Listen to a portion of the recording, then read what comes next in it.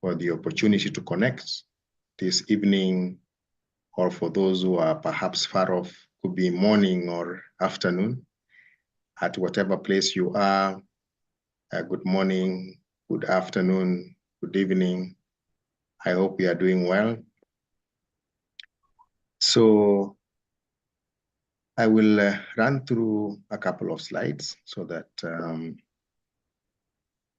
we just get some bit of context. Then we shall allow a bit of time for us to interact and just share experiences, because this is one of those fields where we are many of us. And, every time I look at our mainstream media, one of the most spoken sort of expertise is governance. So you see people always giving commentaries and they say they are governance experts, meaning we are many of us in this field, and perhaps we'll be sharing more as we go along. So thank you very much also for finding time to come so we can share together. So let me just move this.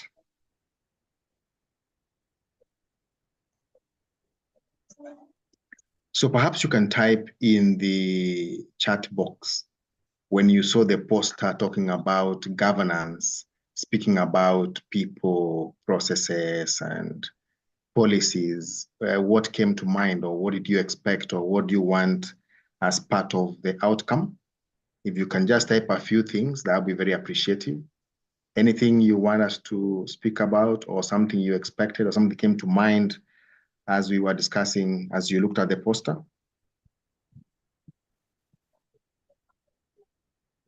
You can type something there. I see we are almost 60 people, so I'm sure we can get about 5, 6 comments around what came to mind when we looked at that poster from Dorte&Associates. Best practices in governance. I see that from Samson. Thank you for that. A few more.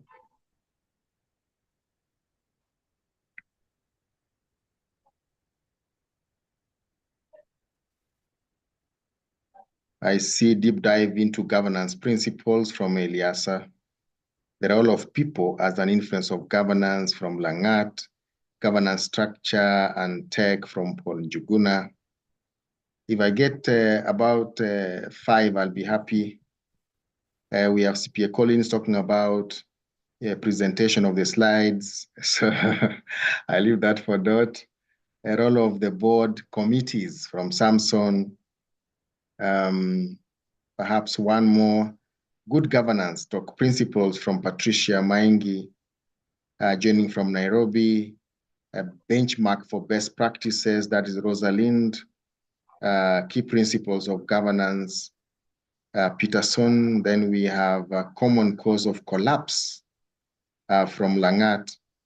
A separation, legal and audit from Chumo. Interesting. Optional governance and strategic.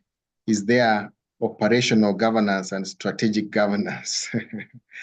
Interesting. So we have those of those, and we shall be picking them as we go along, and thanks for that appreciation. How many policies a company can adopt in its first 5 years, and which ones are they from 1-0? We'll get more. I know our team at the back end will be doing a couple of summaries for us as we go along, and thanks for that. Continue sharing and participating. All right, how are we feeling this evening? How has the week been, or the day, based on what you follow most? Type the number of how you are feeling this evening. A number of any of those scaling there.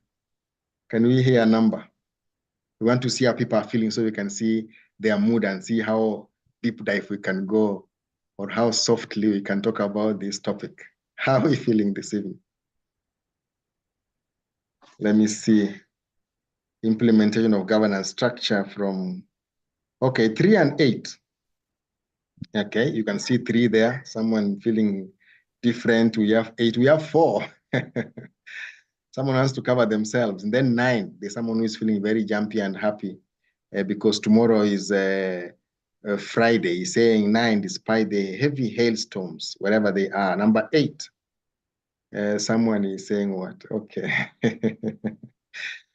All right, number 9. Thank you very much for that. So let's perhaps begin by reflecting on corporate governance as an overview. And this is really to give us a foundational discussion as we go along. And this being a very wide topic. So you see, we've put these 4 topics in the slide. We put governance there, we put people, we put processes, we put policies. One thing that we've come to appreciate, most of us who are in this particular practice, is how most of these things are interrelated. You realize that most of them depend on, each other. And therefore, if you put governance somewhere in the center there, you must think around the people, you must think around processes, you must think around policies. As we go along, I hope we are able to draw these interlinks and say which one sometimes may bring frictions and some sort of tension sometimes. Some of them are healthy tensions, as we call them, and some may not be as healthy as we know. And therefore, we normally begin from somewhere in the middle, not really way back in the beginning. But this thing of governance has come and gained out of momentum towards the big scandals that happened around 2001, which almost brought the economy into some standstill. So most of us know about the Enron, the sort of what you may call collusions that happened, some bit of insider. And one thing that was very clear from all the writings and the hearing we had, most of us have this history, is that the people who were in leadership at the time were among the smartest in the market. In fact, when they were trying to coin the sort of instrument they were trying to push to the market, they were very believable because the people in the senior leadership were among the best of the best. And therefore, the question began, people began asking themselves. Initially, when we began having problems of governance, it was more of, bring in a structure, bring in policies, bring in checks and balances. But with all those, and even with the smart people, when big companies or giants fail, then we ask ourselves deeper questions that might go beyond structures and policies. And therefore, that's why the concept of sort of people, policy, the intermingling comes into the fore. And if you look at the slide I've put there, most of us can see really great brands there, be it historical or current. And people have opinions around some of these brands. Some of them gave us very good promises, and some of them never fulfilled the promise. I actually always look at, for those who have been here longer, we used to have a supermarket called Nakumat. And with all of respect, some of these examples we are using, I know some of us might have a correlation, but this is purely for learning and without, passing the buck on anybody. You could look at the motto like, you need it, we've got it. Really a big promise. So anybody who is a user out there, not knowing what's happening internally, could believe in this. Home of value for Uchumi. I mean, a really, really big thing. Nokia connecting people. Imperial looking after your interest. So people began coining some of these terms and saying whose interests really were being looked up to. The Kodaks of this world. Amazing brands at a particular time. And therefore we ask ourselves, what might have gone wrong? Where did the people like saying, where did the rain begin beating some of these big brands? And the brands can go on. Some of them have gone there for years. We have brands which are very old and they have stayed for long in the market. So we ask ourselves, if you take brands of the same age group, sort of age brackets, over 100 years, some of them have survived, some have not survived. What might have gone wrong? We also have very new brands which are doing very well, the iPhones and the like. So there's a lot of mixed talk around how many years you've been in the market. Someone was asking a question in the beginning, how many policies should they have in the first 5 years? And now you can see when you look at these particular brands on the screen, then you begin seeing how it varies. That sometimes it may not be the years, sometimes it may not be the time you've stayed. sometimes things can happen, without necessarily time being a factor in terms of strong structures and really a good governance.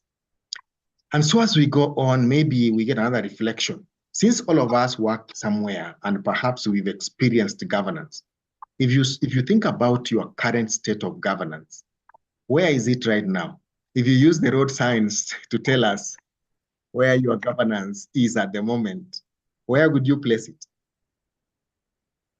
Where would you place your governance at the moment? Just type for me the sign so we can see and others can see which sign best represent your current state of governance at whatever place you are or in whatever experience you are in. Let me see in the chat box.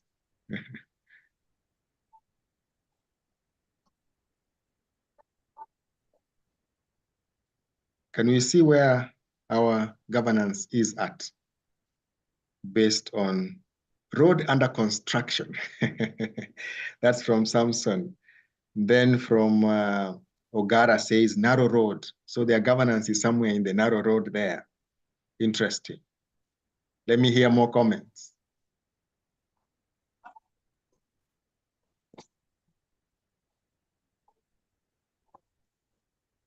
I see Katabi saying falling rocks. Their governance is on falling rocks. Rawera says it's no parking in their governance structure and even road for Joyce. Interesting comments. So it's good to think through roadworks. That's Bernard, slippery road. We have the sign from Njuguna, no U-turn, you keep going. Roadworks is coming as one of the most popular, and of course, downhill. Some of them are in the downhill in their structure or their governance experience. Mine will be more like a road closed. All right. They have reached somehow at the end, or no parking or slippery road. So interesting comments coming through around where most of us really look at where our governance is at the moment. But let's keep going and then begin asking ourselves.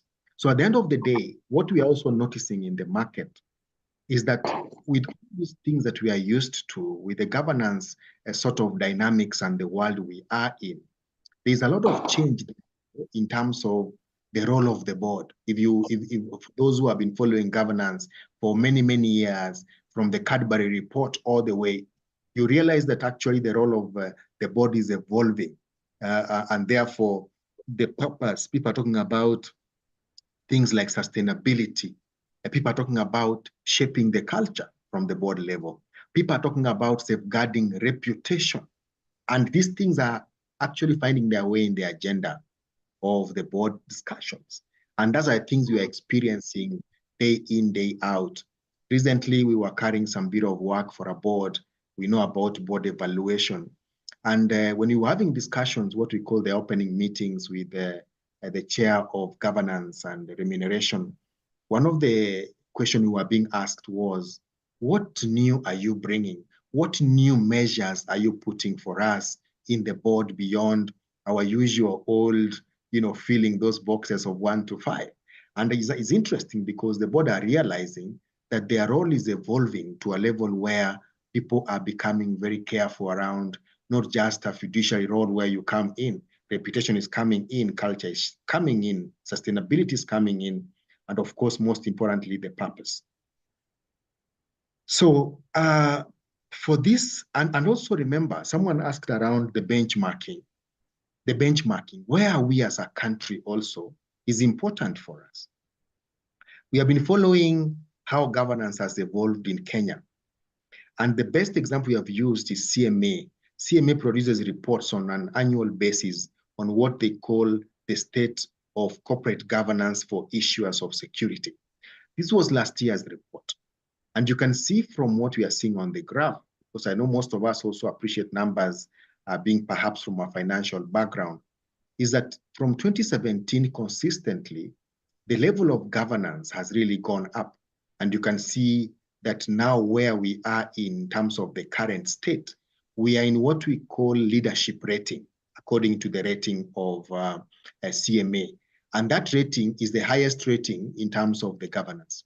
So we are saying that if today you are serving in a particular board and you want to benchmark how you are performing, and you want to benchmark for, let's say, the current state, then your board should be at the best, which is 75 and above, what we call leadership in terms of CMA.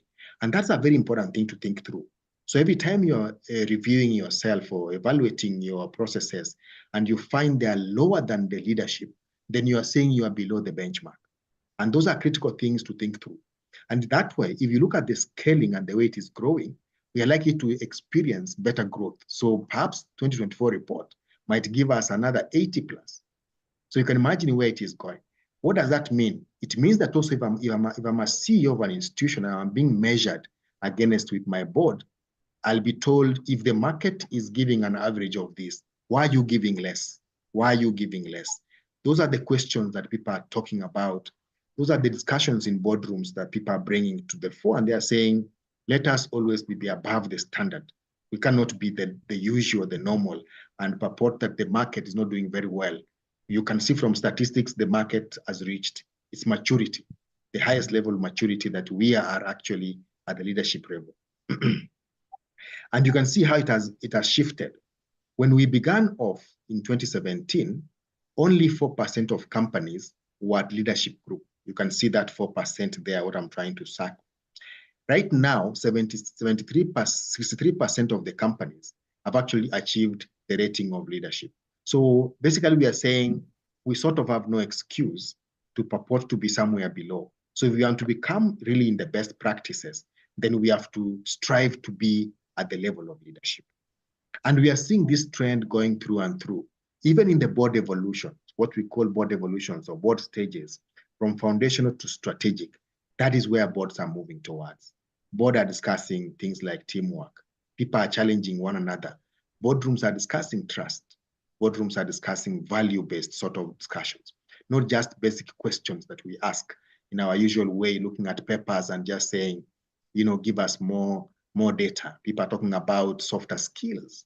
And it's being reflected in the valuation of shares in the industry. In South Africa now, is a report from South Africa. The valuation of the shares is actually being linked to what we call intangible assets. And part of the intangible asset is not just about, what you may have in terms of your,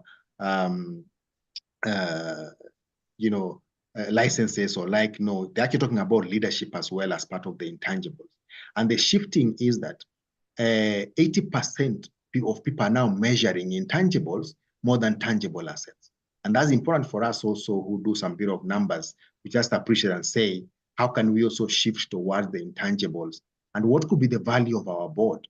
What value does the board bring or the leadership? And now we talk about value creating boards as the boards of the future. And those are things we need to then interact with and think through as we go along.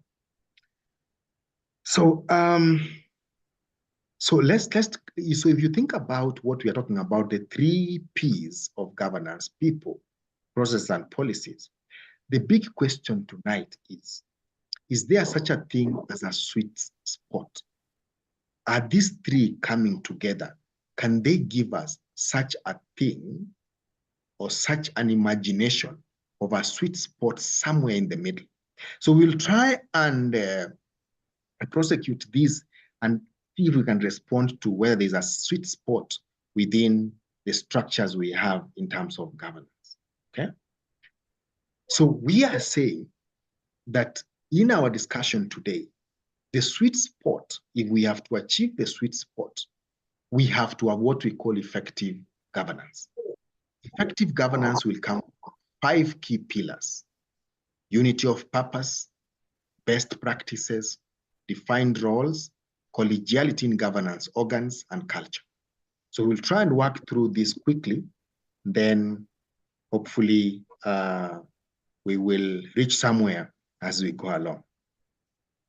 So when you combine these 3 things, you have to consistently try and balance the interests. We have so many shareholders. We have so many stakeholders who have interests in what we are doing in many, many ways. And we know this as a matter of fact. So as we do our controlling, our directing, our managing, the three things have to bring a sweet spot, which then can define how we do things here. So today, you're talking about a leadership group. Then you're talking about how do we do things here. You're talking about Dorte&Associates. We're asking, how does Dorte&Associates do things here? That's the structure that they have to have in place. So let's begin with the unity of purpose as one of the pillars that will give us a sweet spot, effective governance.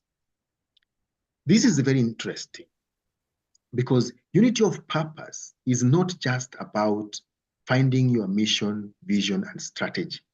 It goes beyond that. In fact, it says that you have to think about the many people you are bringing together, how these people make choices, and how those views you are bringing from these very many people can converge. Because when you come together, you have divergent opinions.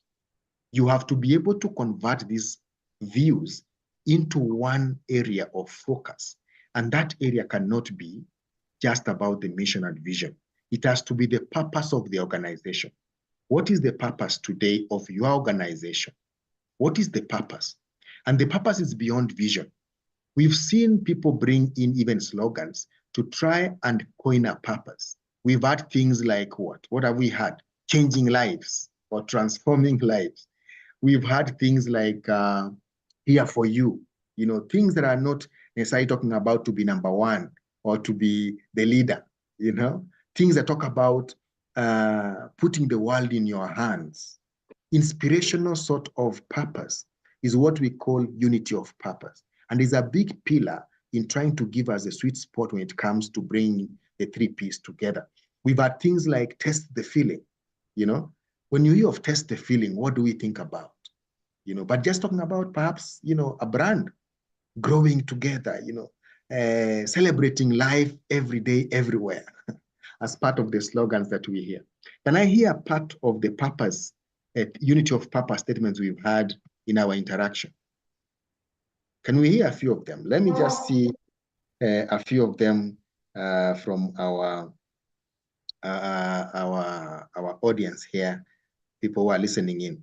Could you type what you've come across as part of, this reframed purpose statement or slogan?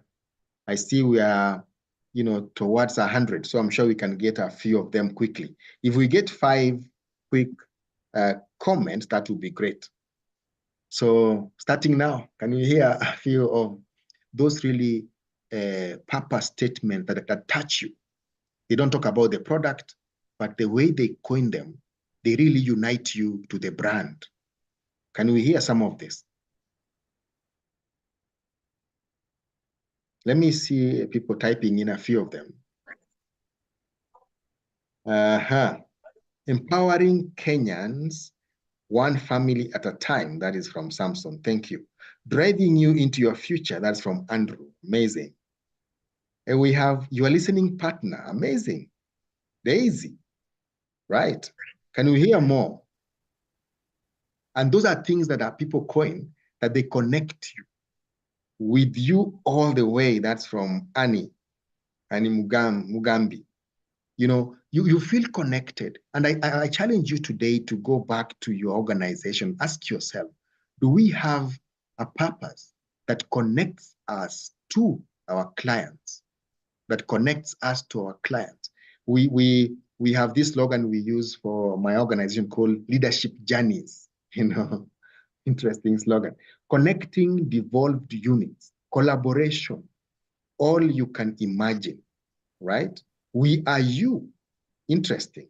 Certain friends in uncertain friends. Okay. Very interesting. Think sustainably, act responsibly. Tuaweza. All right. Better option.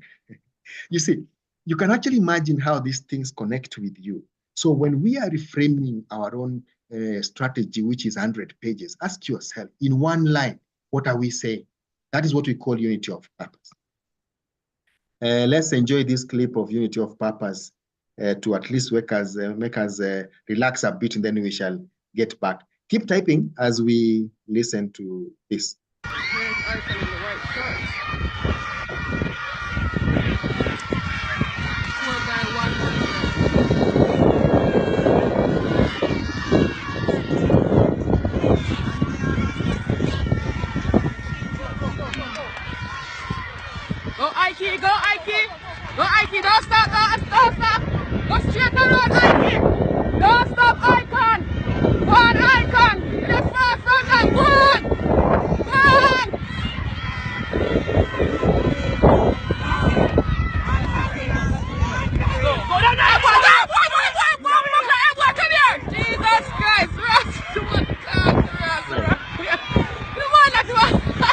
So when people don't understand, Oh my God.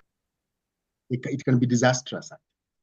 So you're trying to tell people, let's go this way, but they don't understand the unity of purpose. There's no unity of purpose. Therefore, they run any direction. And that's the pain of not giving people clarity, telling them to read 100 pages. Give them that line, we care, ni sisi kwa sisi. Certain friends, I've seen that responded twice from Old Mutual. Direction is more important than speed. Leadership journeys, your listening partner, rafiki wa kweli, prospering together, the pride of Africa, better option. Okay, so we see those things that connect us. So let's think about that first pillar of the unity of purpose.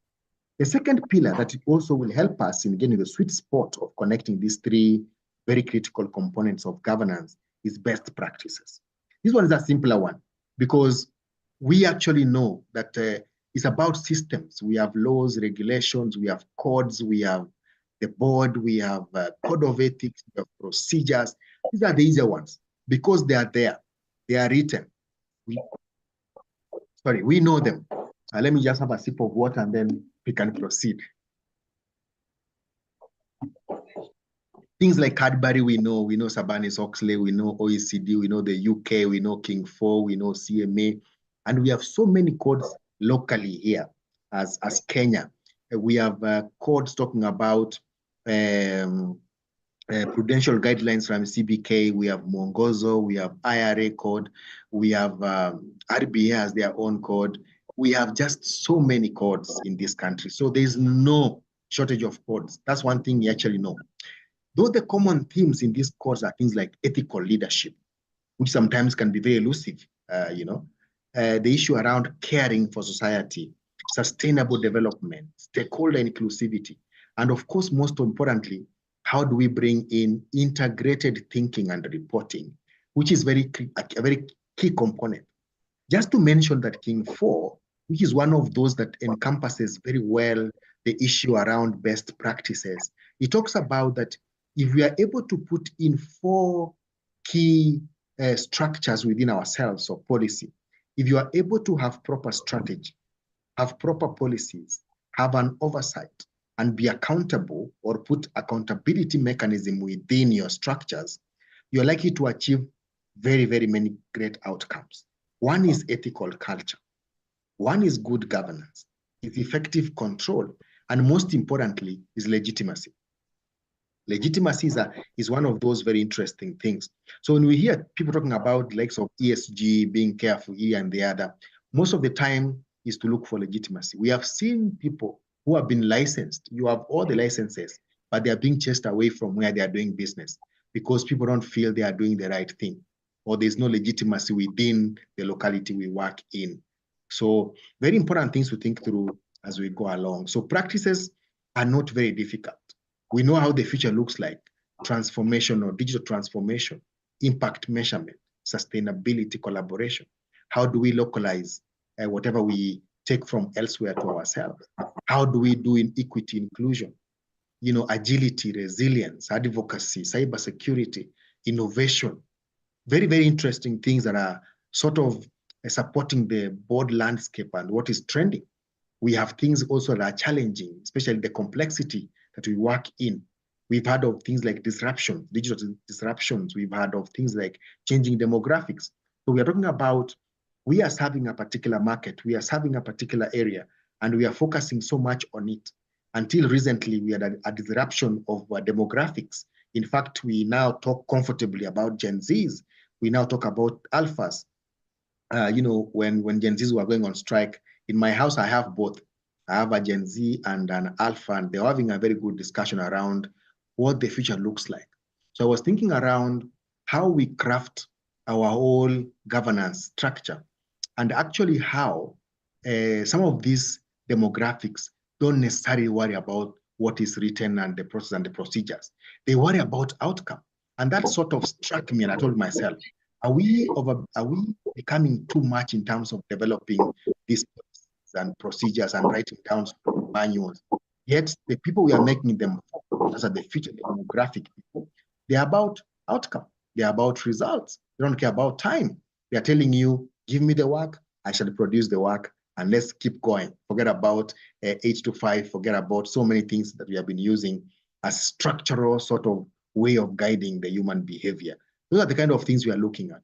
So as we say, we are not short of codes of governance. They are just some things that make us not really achieve what we want to achieve. The third pillar of the sweet spot to help us through this is how we define roles and responsibility. Also, this one is not a very complex one. We almost have these things mostly written down. We almost even know what is likely to happen, who does what, where, and when. We only come to discover that sometimes it doesn't work as we thought it would work. So a commercial break for a short video to give us an idea about roles and responsibilities. Let's just try and play this.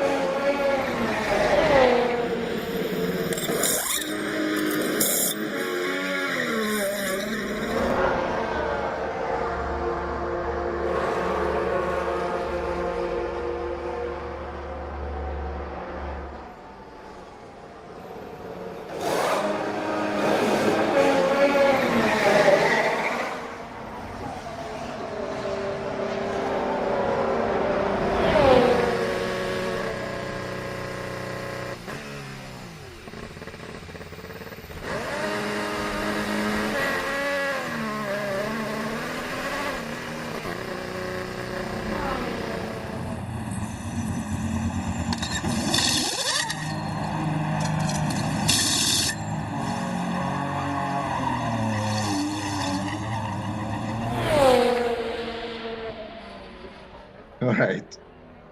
Any quick things you have noted about roles and responsibility, or anything we've picked from that short clip? You can type it for me here to see. I see Godfrey saying the business partner of choice as part of the inspiring themes, unity of purpose. Anything coordination. So a lot of coordination there, a lot of coordination in terms of people playing different roles, specialization, as from Paul Njuguna. This is from Ascende, timing, defined roles from Chumo. We have Patricia saying efficiency. And actually, if we just use that little clip, Andrew talks about improved turnaround time. Deborah talks about speed. Paul Njuguna talks about timeline. If we're able to just take this clip and say, are we able to use this to look at our efficiency? Look at how much energy is spent in people just having conflict. People, pulling and pushing based on clarity. We keep talking about this analogy of using the balcony and saying, if you're talking about the governance structure of the board and management, then one has to be in the balcony, one has to be in the dance floor. And therefore, the theory is that the board members are on the balcony. They are looking down to look at the dance floor to see how management is working and dancing to ensure there's coordination. That if someone is able to step on another person, the board has the oversight of looking and saying that I think somebody's stepping on somebody's feet. Let us not step on people's feet. And let's try and ensure that we don't get down to the dance floor. If we are the board and if you are the management, don't come to the balcony. But of course, we've come across experiences where we've seen board members go to the dance floor, and there are some of them are dancing even harder than the management, which is an interesting analogy. And we've also seen some what we call the super CEOs who actually are able to go to the dance floor and walk up to the oversighting side to the balcony. And they can cause some bit of, disastrous moments around the balcony as well. Interesting things we are noting in our market. So that bit of roles and responsibilities between board and management is a key thing to ensure we have a sweet spot.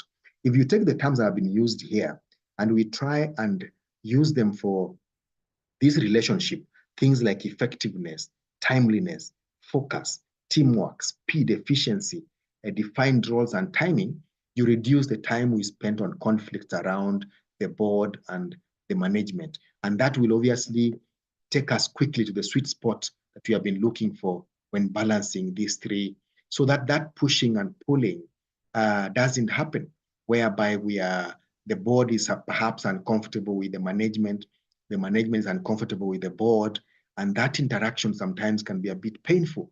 We are saying it can be smooth. We can all balance in that place without allowing anybody to fall, because the fall of one means the fall of the other. It's as simple as that. Let me look at the time and see if when we get some bit of time, I want us to actually talk about this conflict as we finish down. But for now, think about where you see the pain points between the management and board interactions, and we can speak about them briefly as we wind down. Okay? Someone is drawing on my screen. I have seen a green color, then I have seen a red color. Are you seeing those colors coming on your screen? Yeah, somebody needs to wrap them. I may have intervention from our, they are coloring these things. So I hope we don't have any, what do we call this? An artificial intelligent animal walking around here. Yes. Okay, so let's think about all these things. How do we do insighting? How do we do foresighting? How do we do oversighting? How do we do hindsighting in terms of our board management relationship? How do we work on strategy as the role of the board? How do we ensure there's performance, risk governance, talent management, structures, processes are important things to think about. How do we balance between the board and the management, looking at the gaps and where can we reach a level where governance is a tool of leadership and not people are doing governance by attendance or governance by observation or governance by micromanagement. And that has been a big problem when we talk about boards, where we have interacted with boards in the past. We have these fiduciary duties which are more, in most of our legal instruments or constitutive documents. We know about conflicts, we know about duty of care, we know about, acting within powers. These are not very complex for us. We know about the consequences also of not following some of these very interesting duties that we have within our governance structure. We know about someone asked about the committees and the board. The committees are very, very essential. They support the board. They are the mechanisms. They are the places where we sort of deep dive into issues. When we come to the board, we've already synthesized some of these discussions, but the board doesn't spend too much time, of course, looking at the papers. It saves time, hopefully. But of course, we've come across where boards open up papers of the committees and then they begin discussing as though there was no committee at all. And also the management is important, it's critical for us to stimulate discussions, to provide papers, to give progress, to ensure that whatever has been decided upon is being implemented. That's a very key role of the board as well, or sort of management. The chair is important as well. We know that the chair plays a key role as well, managing meetings, ensuring there's a collegiality within the board as well. And then, of course, we have the so-called the team spirit, the way we should work as a team between the board and the management, and mind the dynamics, how information should flow to and fro from both the areas of the board and management are very, very critical things for us. So as we are about 10 minutes to just allow a bit of an interaction. So there's collegiality within the governing organs. That's very important to give us also a sweet spot. Just to mention, perhaps I'll just flip quickly and let's look at this short clip that gives us collegiality within the leadership and see how that works out. Very, very short. If you're able to see, the better. Different countries. And here we are at the start of the first event of the afternoon, the second semi-final of the 100 yards for people with no sense of direction. I'll just give you the competitors. Lane 1, Skolomoski of Poland. Lane 2, Zarapatik of France. Lane 3, Grobovich of the United States. Next to him, Drabble of Trinidad. Next to him, Fernandez of Spain. And in the outside lane, Borman of Brazil.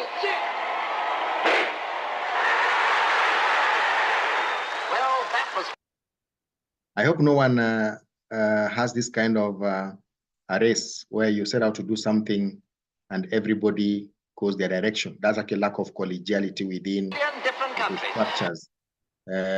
We talk about an ecosystem. A governance is an ecosystem. So there has to be a bit of a links between all the things we do within our governance space. If there's no that sort of an ecosystem where systems talk, interact, and are collegial with each other, you find you'll get it a very rough time to work within any governance space.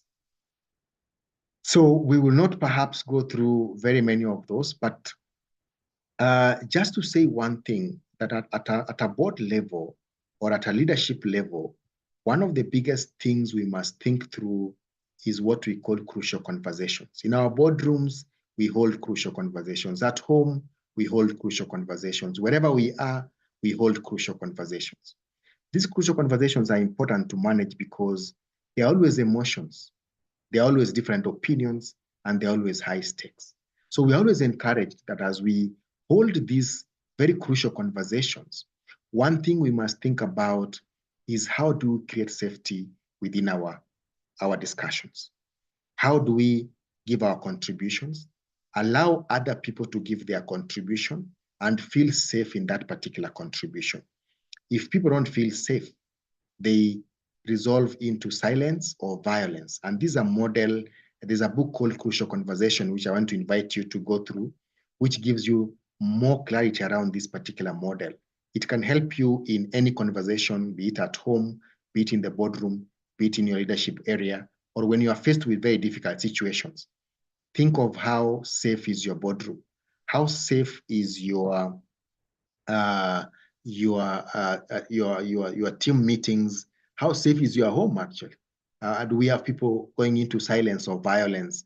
And I like one of these very beautiful cartoons, which talks about when people are not very satisfied at home. These are home whereby people have resolved to violence or silence. And you can see what it talks about there. Whenever I get mad at you, you never get upset. How do you manage to control your temper? The wife says, I just go and clean the toilet. The husband asks, how does that help? Then the wife says, I use your toothbrush. I'm not sure whether that is violence or silence. What do you think? Is that violence or silence? Can someone tell me? When people at home are dissatisfied and they're using a toothbrush to clean the toilet, is that violence or silence? Terrorism. Someone is saying it's terrorism.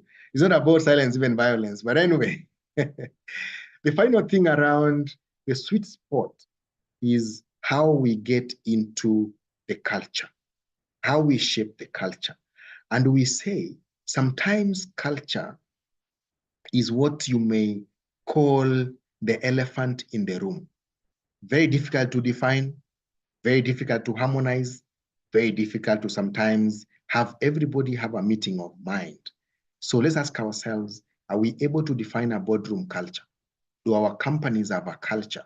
Does everybody understand the culture the same way we understand within our governance structure? If not, you will suffer the consequences of where we had this story of the Indians who had 6 blind men in a room. They went in and they were being asked to define what they saw, and everybody gave their own idea of what that was looking like.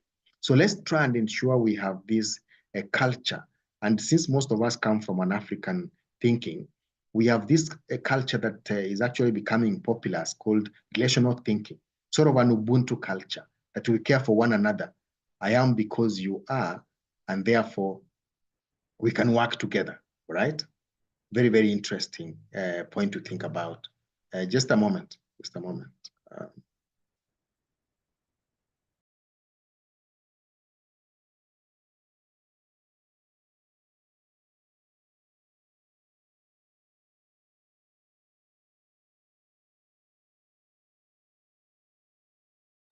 All right, so if we're able to think about this Ubuntu as what guides our discussions, you actually can start caring. I am because we are, and therefore people should take care of each other as we have our discussions.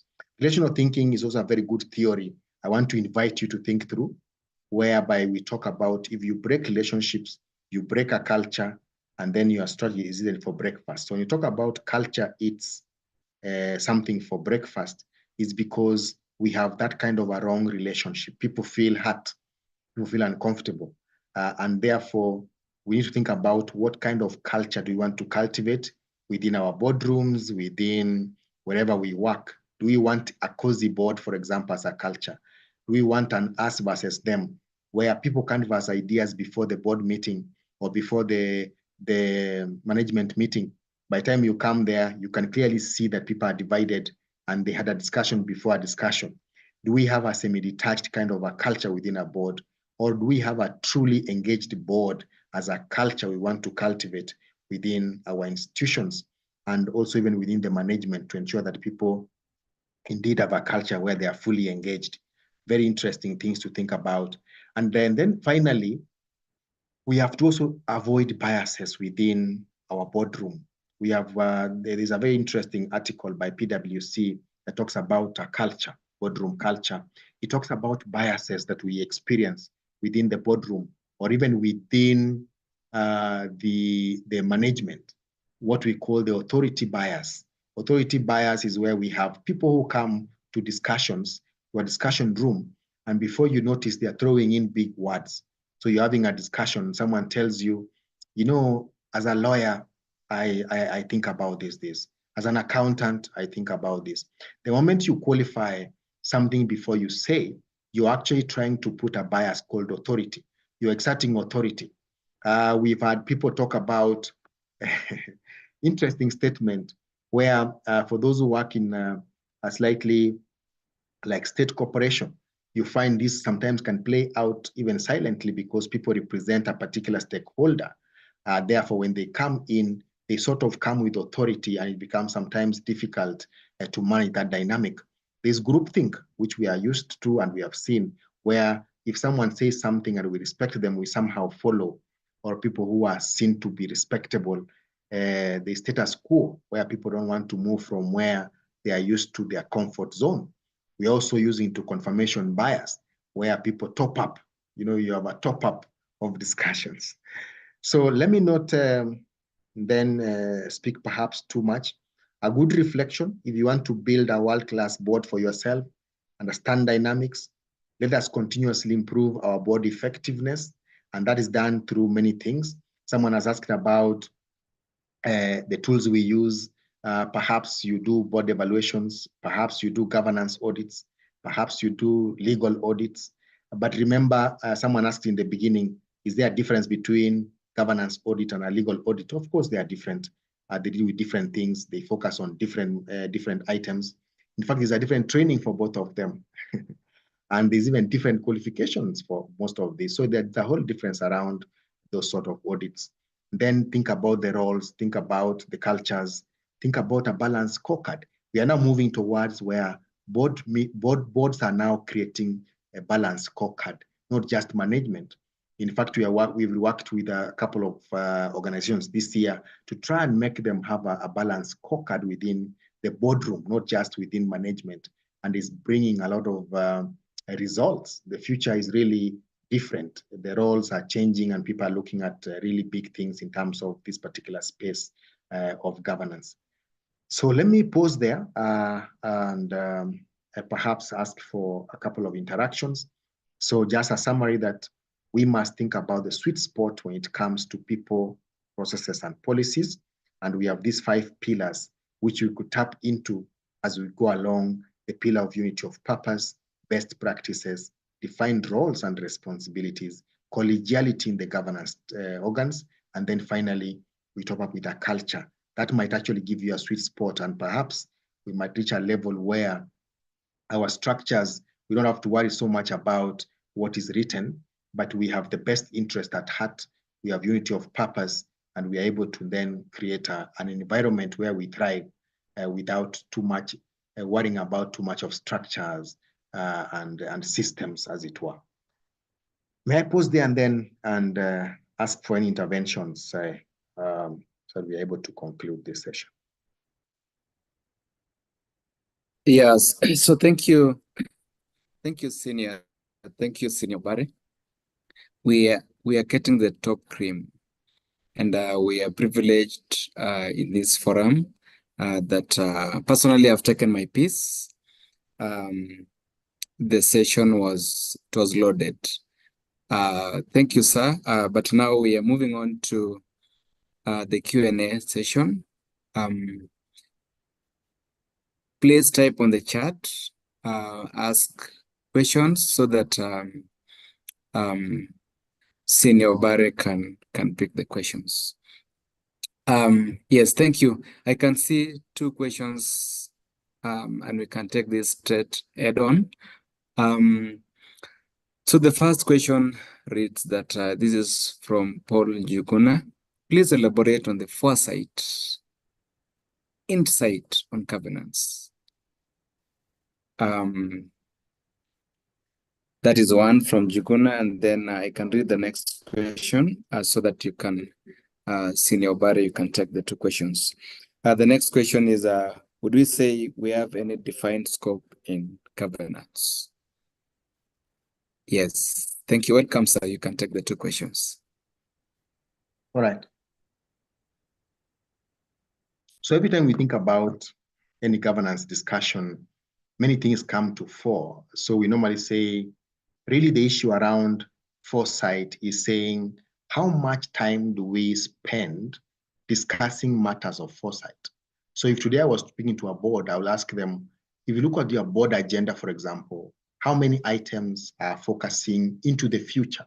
That is what we call foresight. How many things look into the past? That's the hindsight.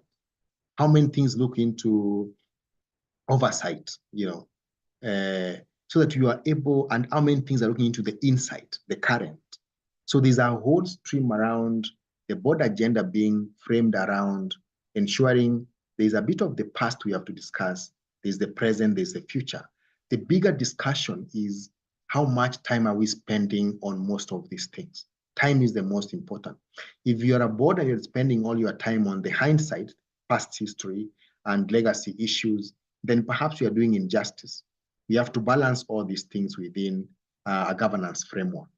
When it comes to the scope, if there's really a scope of governance, remember over time, the courts have tried to define many things around governance. What kind of scope, what kind of things do we do here? If it's the responsibilities, if it is policies, if it is processes, procedure, if it is the caliber of the people and the skill that you require, what kind of, there's a bit of scoping around most of these things that are key into any governance structure. So indeed, there is a base, but now depending on the level you are in, nowadays people use terms like maturity of the board or of the organization, then you keep enhancing those particular scopes as opposed to the basic standard that is given by our usual codes. Over to you. Liasa? Yeah, so thank you. Yes, so thank you, sir. That was well explained. So there's a question from FCP Ross Osore, and the question reads, what are your thoughts on the increased role of the board making board responsibilities for roles traditionally played by management? Your thoughts on the increased role of the board making board responsibilities for the roles traditionally played by management. You can take it ahead on, sir. Thank you. Thank you, FCS senior, good friend as well.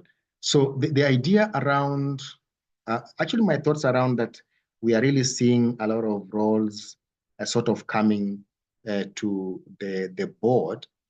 My view has always been that it is more of the oversighting that we are being told as board members. Let us open the space of oversighting into the areas we perhaps ignored. Things like culture, things like reputation, things like stakeholder management. We are being told, let us enhance our oversighting tools. So that even when we are designing the KPIs for our management, we actually we are seized of those issues. And therefore it means, even when you are reporting back, when you are doing our annual work plan as a board, we always advise that, why don't we have those components being reported on a quarterly basis?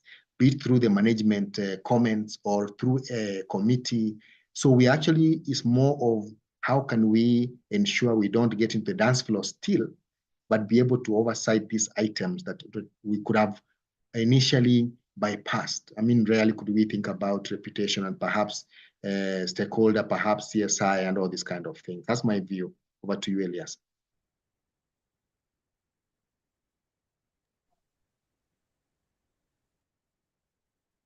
Wow, thank you. Thank you. There's one question from Francis Ngila.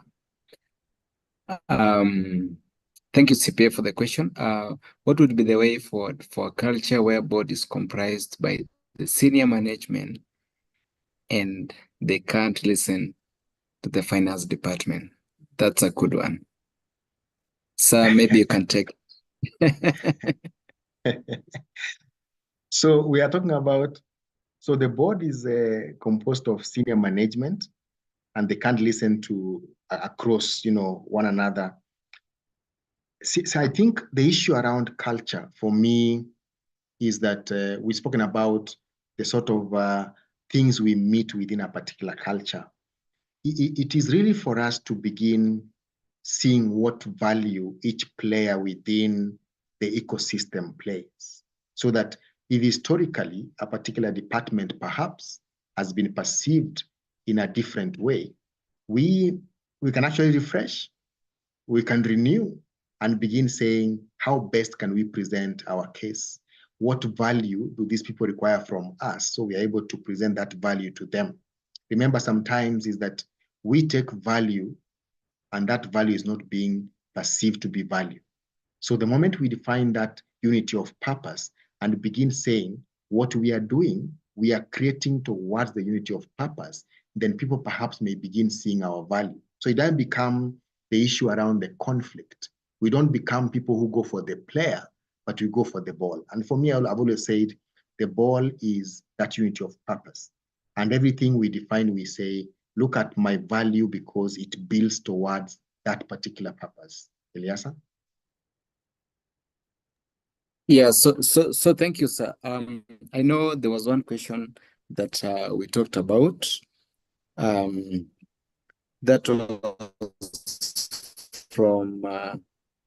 was from Jen. So would we say we have any defined scope?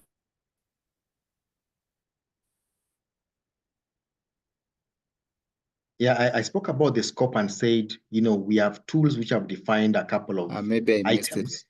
Would you say we have any defined scope in companies? Yeah, I mentioned how the codes have supported, but that's the baseline. We need to actually go higher depending on our maturity level at various levels as we move towards more maturing leadership, more maturing boards, stuff like that. Oh, thank you. Two more questions. So how do you, that is from Amos Koech. Thank you, Amos, for the question. So how do you guide a board from straying into micromanagement? Okay.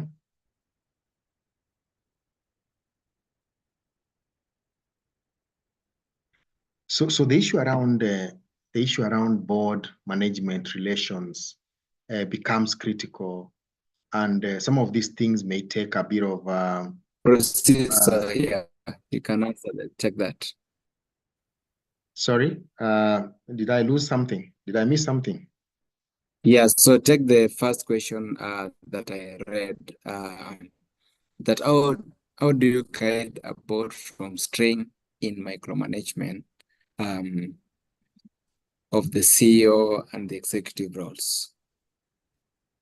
Yeah, that's actually something that is a bit interesting, because it takes a lot of effort to try and place the boards where it belongs and tell the board that even at that particular level, you are able to show your influence. You are able to influence decisions. You are able to receive results. So it takes a lot of support, a lot of capacity building, a lot of even interventions where you may even want to involve like those so-called stronger chairs or influential board members, and see that there is a bit of a relationship that has to be continuously built. So that's something that can take some bit of time. We began something, we were supporting boards through boardroom coaching, mentorship, and it's really helping also in terms of supporting, enhance that kind of a relationship between boards and management. So it's a dicey discussion that takes some time to also understand why will then the board want to step in. We've had instances where also sometimes, management has, perhaps not done some things the way they were to be done. We've seen whereby and then the stepping in is because we want to influence specific decisions. So that's good to understand just what could be the biggest conflict. But for me, the more we learn, the more we capacity build, the more we have these people talking, perhaps the more then, and the more we set our expectations clear. As a board, we want X, Y, Z as an outcome. As a management, this is what we were set out to do for the year, and it's clarified. You end up seeing less and less tensions around that relationship. Eliasa? Yeah, so thank you, sir. Two more questions. Yes, what is the difference between the advisory board and the ordinary board of directors?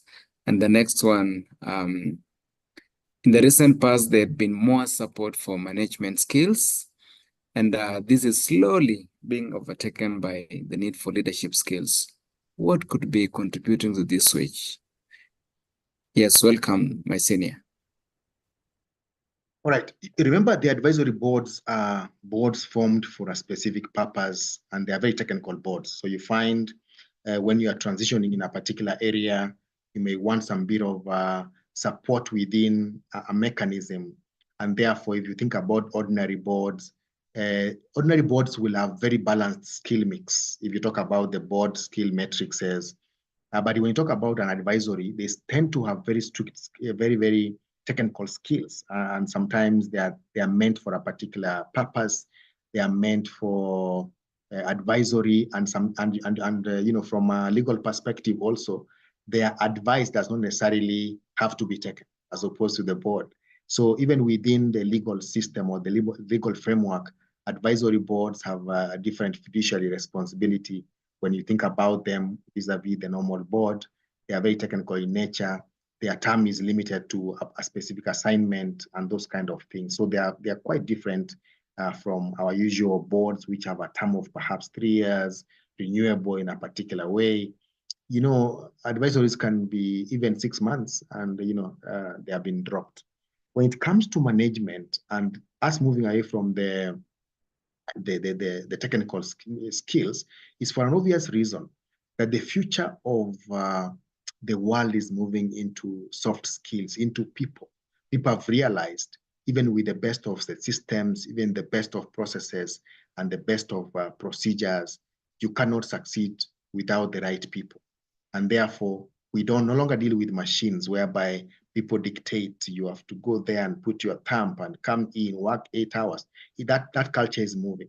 And because now we are moving away from that culture where people are treated like some bit of machines into where people are talking about the future, people are talking about safety, feeling psychologically safe, people are talking about things to do with their emotions. So the likes of EQ, emotional intelligence, coming in is actually to support that the future is in the humanity within the work system. And it's proven that the more you have people attached and aligned together, then the more the output and the outcome. So you're likely to achieve more by having a people who feel they belong, and they feel like when you appreciate, they feel appreciated, and those sort of soft skills. So there's a whole shift around how we deal with people nowadays. It's no longer about HR pointing at a contract and showing a show cause letter. Is no longer there. Actually, people are beyond there. People are having discussions. What could be the issue? When people miss work, people are having discussions. When people are having family matters, people are allowing them time to discuss and agree, including where people have challenges of addictions and wellness, and wellness is being discussed. We have companies who have paid for their people to go for wellness. So there's a lot of the mental health issues are now being discussed openly and people are being assisted. We have insurance covering for these things. So there's a lot of shift away from machine-like behaviors to a human-like behavior. So so over to you. Thank you so much. Yeah, so thank you. Thank you, sir. I know we still have few minutes. So let me take 3 more questions and then we can wrap it up. So whose responsibility is it to ensure adoption of best practices is taken up by board management and the board? So is it the appointing authority, is it the management, or is it the board chair? So whose responsibility is that? And then the next question, when the board makes decisions, how best can they provide the evidence to prove their decisions? And then the last one, we've seen that most of the cases, when the board is ineffective, it is because of lack of capacity. What are some of the ways of improving the effectiveness of such a board? Welcome, sir. You can take the 3 questions. Right. So quickly, the issue around responsibility, there's no question, it's the board. Best practices, failure of organizations, everything. In fact, let me just say this, the buck stops with the board. That is simple, non-recognized. Whatever else you do in terms of delegation of duty, who does what, where, and how, what mechanism you employ, that is actually operational. But in terms of responsibility, generally, that rests on the board, not appointing authority, not management. Policy is supposed to be for the board, and I think that is well settled.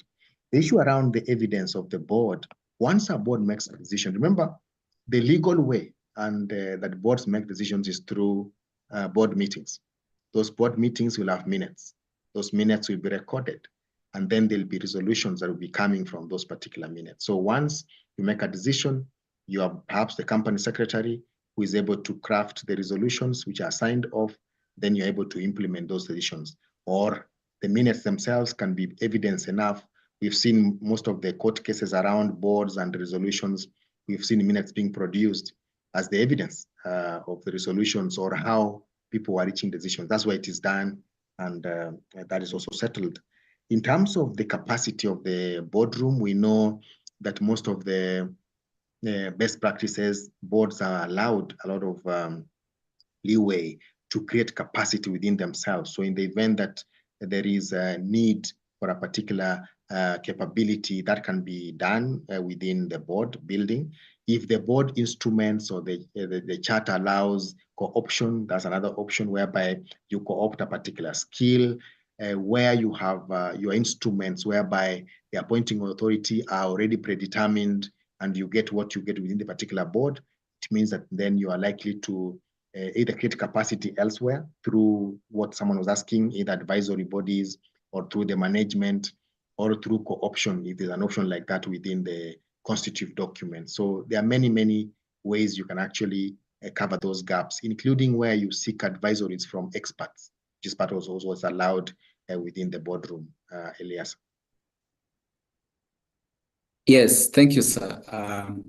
Looking at the chart, wow, I see good presentation. I have benefited a lot. Great presentation. Great presentation. Wow. So Elias, I can give my 2 bonus slides as I conclude if you wish, and then I can drop down my slides. They are purely bonus. Wow. Thank you, sir. I know, yes, we still have some bonus time. Maybe we'll just kind of wrap it up and then we'll proceed from there. Right. Thank you.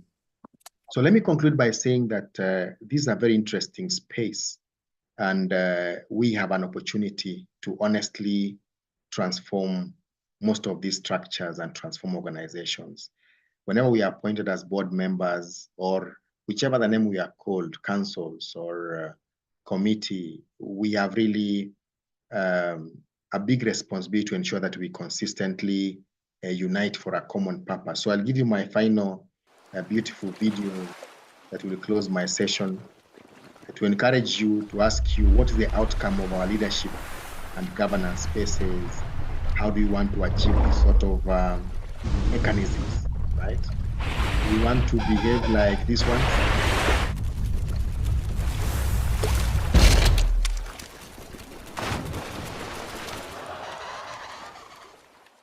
So we can actually work together as groups, management.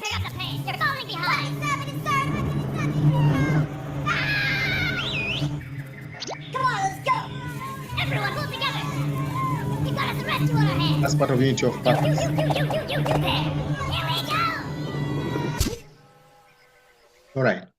So really, we say let's become enablers as leaders, not diminishers. So if you're a leader anywhere, you're working on something, ensure that consistently you build empires for others. Let's build talent. Let's really invest in people. Let's not become the ones who are like a know-it-all, or we're the ones who actually micromanage.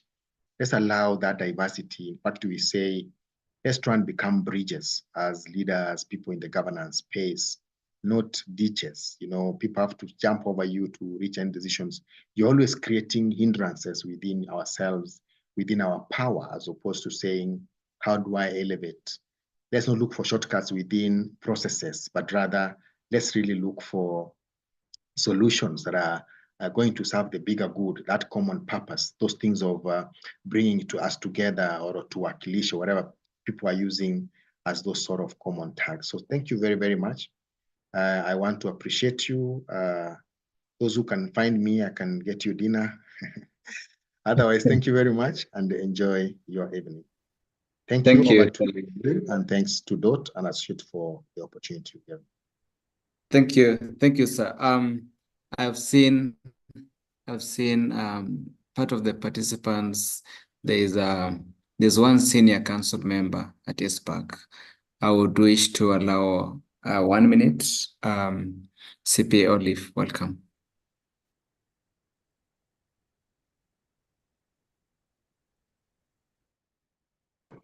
Hello, good evening. I hope you can hear me. Good evening, loud and clear. Thank you. Oh, very good. I'm trying to see whether my video is my video on. No, it's not. Oh no, I don't know. I can see. It is on. Oh, it is on. Okay. I can still see the presentation. Otherwise, just to appreciate FCPA Obare for that presentation. It was an amazing presentation, and more so towards forward-looking governance practices that are actually happening as we move ahead, and more so even in terms of the current times we find ourselves in, with, of course, a younger generation coming into our workplaces, and the older generation leaving, and now some of us getting into those spaces of being in the boards. So thank you so much for that presentation. And thank you for CPA Dorothy and Eliezer for organizing this. You continue to empower us and to give us an amazing opportunity to learn and to keep learning. I think it's just for me just to say a big thank you, and also to invite everyone who's capable, who's available tomorrow, now that tomorrow is a public holiday. I believe you'll have the day to yourselves in the afternoon. Thankfully, I've had the pleasure of co-authoring a book. I don't know if you can see it. Let me just, if you can see it, the book is titled The Way She Leads, Insights and Lessons from the Lives and Experiences of Women Who Lead. I've had the opportunity and the honor of co-authoring it with other amazing ladies, and the book is available in bookshops, and we are launching the book tomorrow in the afternoon at 2 p.m. at Trademark Hotel. Please come if you are available. Come and join us. So what I'll do, I'll just send the link for registration in the chat, so that you can be able to get the link and be able to register if you're willing and you have time to join us. Otherwise, you can also get the book for yourself. Thank you so much for this opportunity just to continue learning together and also appreciate the work that we are all doing in the different spheres that we find ourselves in. Asanteni sana. Thank you. Thank you. So today I'm privileged to be in the middle of my seniors. My senior Obare, thank you. My senior CP Olive, thank you. So allow me to welcome Dorte&Associates Managing Partner for the closing remarks. Welcome, Dot. Okay. Thank you, Eliaza. Very, very many thanks to Obari Nyaega of the leadership group. The session was awesome. We keep learning, and it's great to get knowledge from people who have exposure in as many places as possible. It gives us an understanding that is of a wide spectrum. So the session was awesome. Thank you again, Obari, for making time to give back. And I keep telling our listeners, or the people who join our sessions, that the people we get to share with us knowledge on a normal day would be very expensive out there, but they have accepted to volunteer to share knowledge here so that we help ourselves and our organizations in the GRC journey. So thank you, Olive, for always being a support, and we will support as well on the book launch. Whenever we document our stories, we always give opportunity for those that come after us to learn and to know the steps to take. So congratulations on doing that. And I encourage all of us to document our stories, be it online, be it in LinkedIn. We document so that those that come after us do not have to stumble in the dark. They find a path that is already lit by us. So this is Dorte&Associates. We are very grateful for joining us tonight. Thank you for the numbers, for joining us from over the country, from outside the country. Thank you for joining us and learning about governance. And we know that we are better today because we showed up.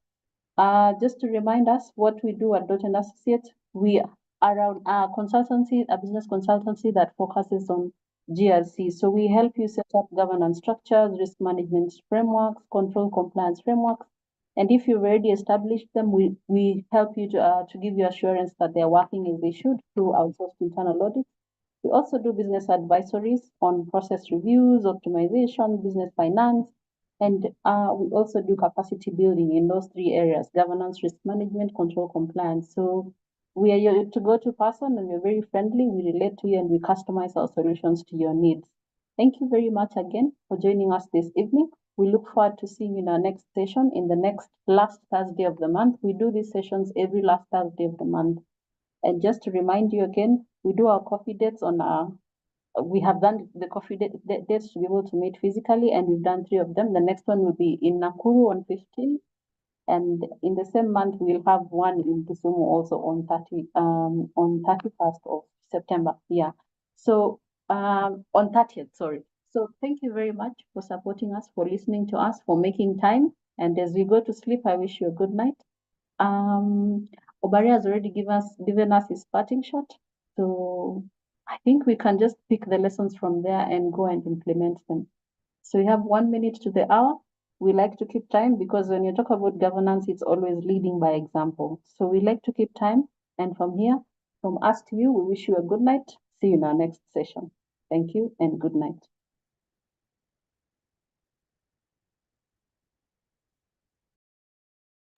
Okay. Good night, people.